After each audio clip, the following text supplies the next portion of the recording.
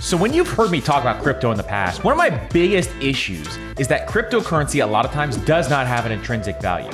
But there is one cryptocurrency that I'm looking into heavily now, which is Ethereum. And the reason why I'm looking heavily into it is that it may have an intrinsic value.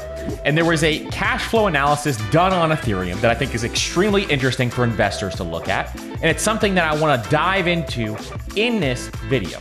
Now, a lot of times when you hear people try to predict the prices of things, one thing to understand is nobody knows the future. Nobody knows what's going to happen in the future. So don't listen to anybody who says that their methodology is going to be able to predict the price of any investment in the entire world, because nobody has any idea what's going to happen in the future. So the first thing I want you guys to realize is beware of people who are predicting the prices of things. And typically, when you hear people talking about the prices of things like Ethereum or Bitcoin, it's people who have hopes and dreams hoping it's gonna hit there. It's people who are trying to get you to click on their video and it's clickbait, or it's extremely weak logic, or people who just don't understand how markets work. Because you cannot predict anything in the market. You can't predict where stocks are gonna go. You can't predict where bonds are gonna go. Nobody has any idea. But there was a guy who went to Harvard Business School. His name is Ryan Allis, who did a discounted cash flow model for Ethereum. And I think this is really valuable just to look at, and it's something to actually consider if you're looking to invest a small portion of your portfolio into cryptocurrency, or if you're just looking to get a better understanding of Ethereum in and of itself. Now, we have a video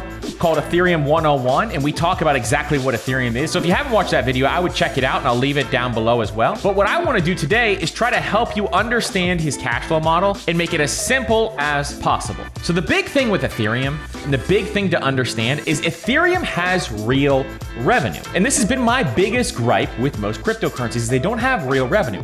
But Ethereum actually has real revenue. And at the time I'm recording this video, Ethereum made about 1.3 billion last month. Now, these fees get split up into two parts. The base fee, which is like paying for a meal at a restaurant, and the tip fee, which is like tipping your waiter at a restaurant. 70% of the revenue from Ethereum, or the base fee, is actually goes back into Ethereum like a share buyback would in a traditional company. 70%, or the majority, goes back into Ethereum. The other 30%, or the tip fee, is the money that goes to people who actually stake Ethereum. And the way staking works is just like a dividend paid to Ethereum holders. Now, these dividends are going to be paid out when Ethereum 2.0 launches, which is supposed to be later this year. So stay tuned for that if you're looking to make some dividend type style money when investing in cryptocurrency. So now let's look at this discounted cash flow model. So this model conservatively puts Ethereum valued around $10,000. Now, at the time I'm recording this video, it is much less than $10,000. And this model assumes two things. It assumes a 25% growth rate, and it assumes the average PE ratio of the S&P 500, or 35x. Now, that is a very conservative PE ratio in comparison to a lot of other crypto things that have come out, because typically the last few years, Bitcoin and Ethereum have had much higher returns than the S&P 500. Now, the S&P 500 has a very stable intrinsic value, so there's a very big difference there, but it has much higher returns than the S&P 500. Now, what's the issue with this discounted cash flow model? There's two issues at play. One of which is it's in Excel. So you can manipulate Excel to any direction that you want to manipulate it to. So it's very difficult to see where these formulas came from. But number two is a model is only as good as its assumptions. So those assumptions have to come true for that model to be correct. Now, do I personally think Ethereum is undervalued?